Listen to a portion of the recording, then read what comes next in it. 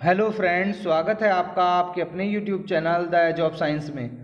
आज हम इस वीडियो में केमिस्ट्री के ऐसे 10 क्वेश्चन करेंगे जो कॉम्पिटिटिव एग्जाम के पॉइंट ऑफ व्यू से बहुत ज़्यादा इम्पॉर्टेंट हैं। इन क्वेश्चंस को आपको एक्स्ट्रा फैक्ट के साथ कराया जाएगा। तो आइए वीडियो स्टार्ट करते हैं। हमारा पहला क्वेश्चन आपकी स्क्रीन पर है। आप लोगों को कुछ अमाइन दिए हुए हैं, C2H5 का whole twice NH, C6H5NH2, C2H5NH2 ऐसे करके कुछ अमाइंस दिए हुए हैं, कुछ कंपाउंड्स दिए हुए हैं और इनमें से पूछा गया है कि इनको अरेंज कीजिए इनके बेसिसिटी के क्रम में, यानी कि इनको इंक्रीजिंग ऑर्डर में लगाना है बेसिसिटी के। तो पहली तो बात ये करते हैं कि जो बेसिसिटी है उसको किससे पता कर सकते हैं।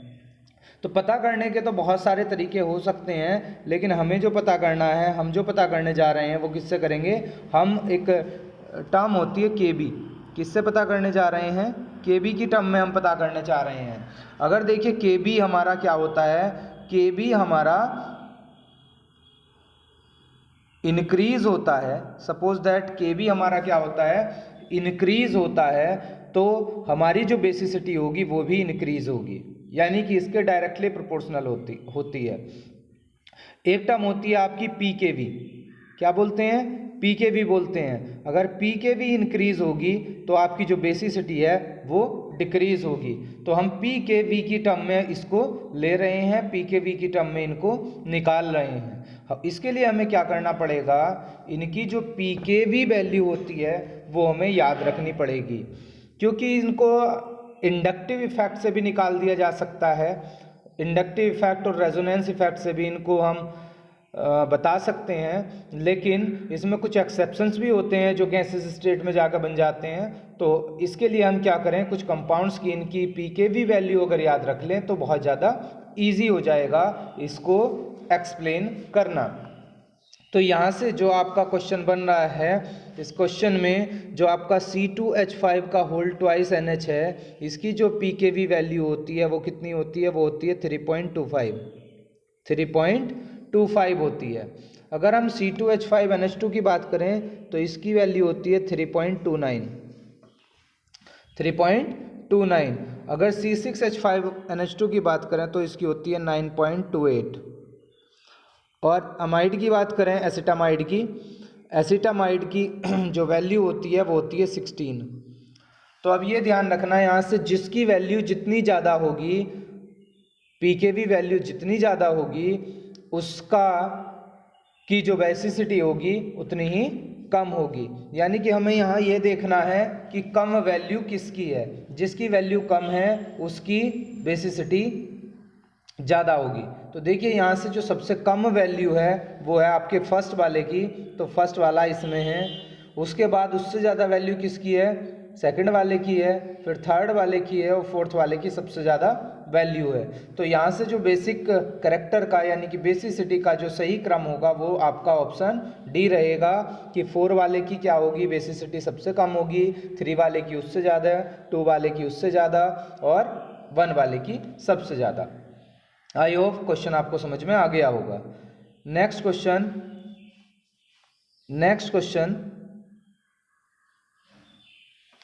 देखिए, नेक्स्ट क्वेश्चन भी आपकी स्क्रीन पर है।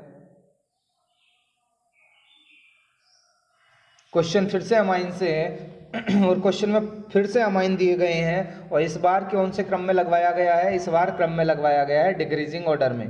तो हमें इनको किस में लगाना है, इस बार डिक्रीजिंग ऑर्डर में लगाना है। अब डिक्रीजिंग ऑर्डर में लगाने के लिए कौन कौन से कंपाउंड दिए गए हैं, कंपाउंड आपका मिथाइलमाइन, डाइमिथाइलमाइन, ट्राइमिथाइलमाइन और CH3CH2NH2 मतलब इथाइलमाइन दिया गया है। अब यहाँ से आपको क्या करना है, यहाँ से आपको फिर से इनका क्रम कायम में लगाना है। पहले आपको वैल्यू पता होनी चाहिए किसकी, PKV की वैल्यू पता होगी तो आप इजीली लगा पाएंगे। देखिए पहला है CH3NH2, CH3 की NH2 की जो वैल्यू होती है वो कितनी होती है, वो होती है 3.38। कितनी वैल्यू होती है, 3.38 वैल्यू होती है। अगर हम CH3 का होल ट्वाइस NH की बात करते हैं तो इसकी 3.27 वैल्यू होती है और CH3 का होल थ्राइस N की बात करते हैं तो इसकी कितनी होती है, 4.22 वैल्यू होती है। और CH3CH2NH2 की बात करें तो 3.29 वैल्यू होती है। ठीक है, ये इनकी क्या है, ये इनकी pKv वैल्यूज़ हैं। लेकिन इस बार कौन से क्रम में लगाना है, इस बार इनको लगाना है डिक्रीजिंग ऑर्डर में। तो जिसकी वैल्यू सबसे ज़्यादा होगी उसकी बेसिक स्ट्रेंथ क्या होगी, जिसकी वैल्यू सबसे ज़्यादा उसकी बेसिक स्ट्रेंथ सबसे कम। तो सबसे ज़्यादा वैल्यू किसकी है, सबसे ज़्यादा वैल्यू थर्ड वाले की है। तो थर्ड वाला एक ही ऑप्शन में आ रहा है, इसमें आ रहा है सी ऑप्शन में। उसके बाद किसकी है, 3.38 1 वाले की है। तो ऑप्शन आपका यहाँ से जो जाएगा वो कौन सा चला जाएगा, सी चला जाएगा। सी आपका करेक्ट ऑप्शन है। देखिए एक बात का ध्यान रखिए, यहाँ जो वैल्यू पूछी गई थी वो किस में पूछी गई थी, वो पूछी गई थी वेपर फेज में। नेक्स्ट क्वेश्चन नंबर 3, देखिए 3 में पूछा जा रहा है विच one of the following resonance structures will contribute maximum towards the stability of diazonium. यानी कि ये जो डायजोनियम दिया गया है इसमें से कौन सी रेजोनेटिंग स्ट्रक्चर सबसे ज़्यादा स्टेबल है। इसके लिए हमें क्या देखना होता है, पहले हम ये देखें कि इसमें इलेक्ट्रोनिगेटिव एलिमेंट कितने हैं। तो जो आपके नाइट्रोजन होते हैं वो इलेक्ट्रोनिगेटिव एलिमेंट होते हैं। तो एक बात का ध्यान रखिए कि वही रेजोनेटिंग स्ट्रक्चर आपकी स्टेबल होगी जिसमें नाइट्रोजन के ऊपर निगेटिव चार्ज आया होगा लेकिन किसी भी नाइट्रोजन पर पॉजिटिव नहीं आया होगा, क्योंकि नाइट्रोजन की टेंडेंसी इलेक्ट्रॉन को एक्सेप्ट करना होती है, जिसको हम इलेक्ट्रोनिगेटिविटी बोलते हैं। तो आपका जो फर्स्ट है, फर्स्ट तो हो नहीं सकता बच्चों। देखो यहाँ पर क्या आया हुआ है, इस पर निगेटिव चार्ज आया हुआ है। ठीक है, तो ये वाला तो हो नहीं सकता है ना, नाइट्रोजन पर निगेटिव चार्ज नहीं आया होना चाहिए। अगर हम सेकंड की बात करते हैं, सेकंड वाली स्ट्रक्चर में, तो इसमें नाइट्रोजन पर कहीं भी निगेटिव चार्ज नहीं आया। मैंने कहा कि नाइट्रोजन पर निगेटिव चार्ज हो और दूसरे नाइट्रोजन पर निगेटिव चार्ज ना हो। तो ऐसा ऑप्शन आपका डी भी नहीं बन रहा है। तो सही ऑप्शन कौन सा बन रहा है, यहाँ सी बन रहा है। अब क्या और रीज़न है इसका कि जो ये थर्ड स्ट्रक्चर है यानी कि सी वाली स्ट्रक्चर है, it is most contributing structure. ठीक है, ये क्या होती है, सबसे ज़्यादा कंट्रीब्यूटिंग स्ट्रक्चर होती है। और जबकि इस पे क्या है, निगेटिव चार्ज है किस पर, इलेक्ट्रोनिगेटिव एलिमेंट पर। इलेक्ट्रोनिगेटिव एलिमेंट पर निगेटिव चार्ज भी है और ये इसीलिए ये सबसे ज़्यादा कंट्रीब्यूटिंग स्ट्रक्चर है। तो ऑप्शन जाएगा सी के साथ। क्वेश्चन नंबर 4,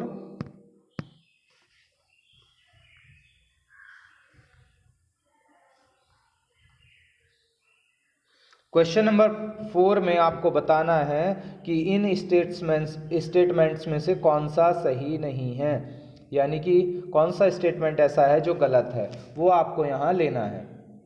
देखिए क्या क्या स्टेटमेंट दिए गए हैं। पहले स्टेटमेंट में कहा गया है benzene undergoes nitration more easily in comparison with nitrobenzene. यानी कि जो बेंजीन होती है उसका अगर हम नाइट्रेशन कराने लगें तो नाइट्रोबेंजीन से जल्दी नाइट्रेशन हो सकता है। मतलब नाइट्रोबेंजीन को और बेंजीन को कंपेयर करें नाइट्रेशन के लिए, तो नाइट्रेशन जल्दी किसका होता है, नाइट्रोबेंजीन का होता है। जो ये दिया हुआ है आपको ये बिल्कुल करेक्ट है। ठीक है, सही बात है ये। दूसरे में क्या कहा गया है कि para nitrophenol is more stable in water than the ortho isomer. तो para nitrophenol is more stable. ठीक है, ये भी बिल्कुल सही बात है कि ये जो होते हैं पैरा वाले ये क्या हो जाते हैं, मोर स्टेबल नहीं sorry soluble, is more soluble in water than ortho isomer. बिल्कुल ठीक बात है ये भी। लास्ट पॉइंट की बात करते हैं तो tetra ethyl lead is used as anti knocking agent. तो पहली बात तो ये भी सही है। टेट्रा इथाइल लेड होता क्या है ये आपको बता दें। टेट्रा इथाइल लेड का फॉर्मूला होता है C2H5 का होल 4Pb। C2H5 का होल 4Pb क्या बोलते हैं इसे, शॉर्ट में बोल देते हैं टेल, TEL। ये एक एंटी नॉकिंग एजेंट होता है और पेट्रोल में मिक्स होता है, यानी कि पेट्रोल में मिला हुआ होता है। तो इसका आप थोड़ा ध्यान रखेंगे। अब यहाँ से हमारा थर्ड ऑप्शन जो है वो क्या है, only compounds containing benzene ring are aromatic, यही आपका गलत है, यानी कि इस क्वेश्चन का जो सही आंसर है वो सी है। कैसे है ये समझिए कि जो हमारे एरोमेटिक कंपाउंड्स होते हैं वो दो तरह के होते हैं। एरोमेटिक कंपाउंड अपने कितने तरह के होते हैं? दो तरह के होते हैं। पहला कौन सा होता है? अगर पहले की बात करते हैं तो पहला होता है बेंजीनॉइड। कौन सा होता है पहला? Benzenoid, BENZENOID, benzenoid. और दूसरा कौन सा होता है? Non benzenoid, non benzenoid.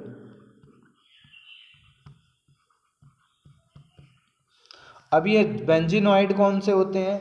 जिनमें कम से कम एक बेंजीन रिंग हो, उनको क्या बोलते हैं? बेंजीनॉइड। ठीक है, क्या होना चाहिए इनमें? इनमें क्या होनी चाहिए? बेंजीन रिंग होनी चाहिए,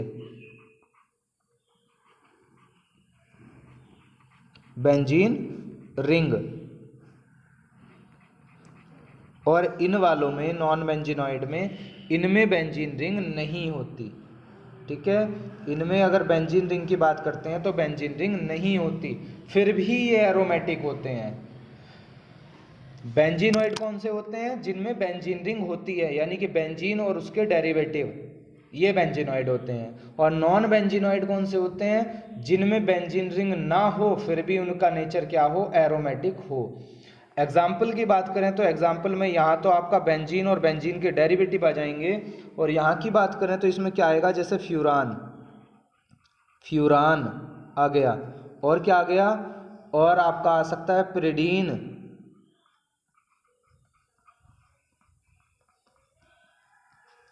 ठीक है, पिरिडीन आ सकता है, थायोफीन आ सकता है, ये सारे आ सकते हैं। चलिए नेक्स्ट क्वेश्चन पर चलते हैं।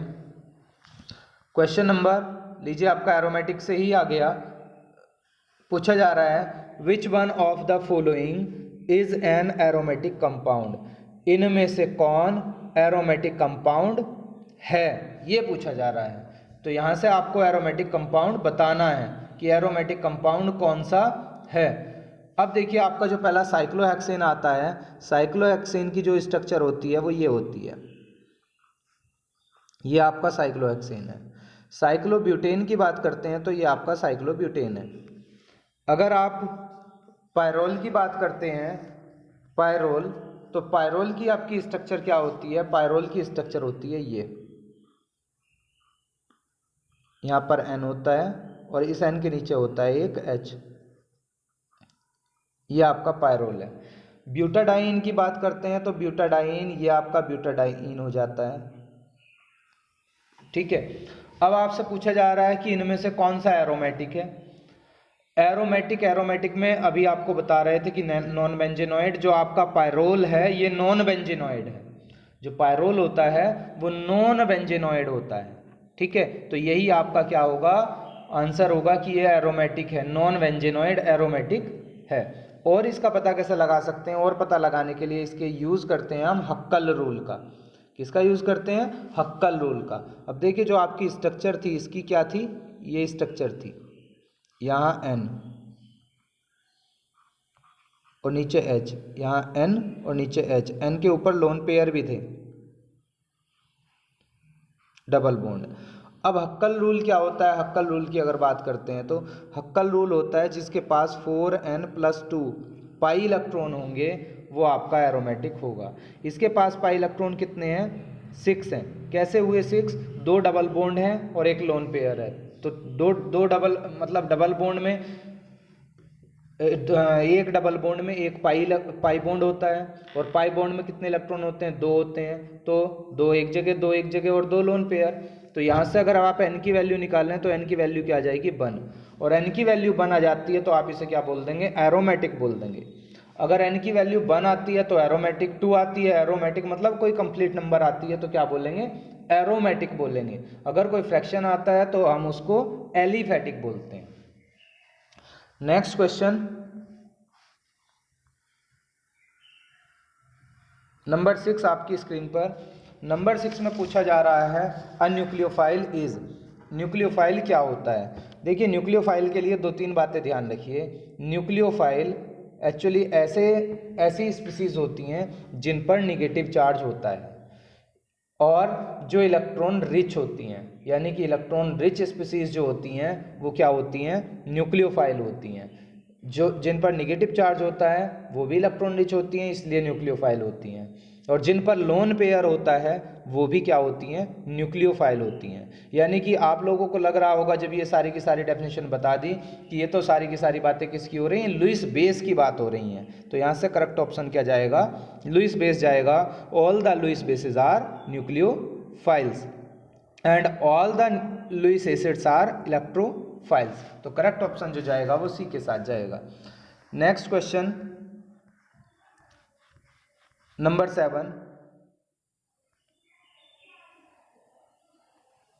नंबर 7 में पूछा जा रहा है विच one of the following reagent is helpful in the distinguishing between ethene and ethyne. मतलब जो आपकी इथाइलिन होती है और एसिटिलीन होती है उनमें विभेद किसके द्वारा किया जाता है। तो इसका जो आंसर जाता है वो जाता है टॉलन्स रिएजेंट के साथ। टॉलन्स रिएजेंट के साथ मतलब अमोनिकल AgNO3 के साथ। क्यों जाता है, देखिए जब एसिटिलीन में यानी कि जो आपका CH ट्रिपल बॉन्ड CH होता है, एसिटिलीन जिसको हम बोलते हैं, इसकी रिएक्शन जब AgNO3 से कराई जाती है, AgNO3 से, तो इसमें जो प्रोडक्ट बनता है वो कौन सा बनता है, Ag2C2। एक कंपाउंड बनता है Ag2C2 यानी कि सिल्वर एसिटिलाइड वाइट कलर का बनता है।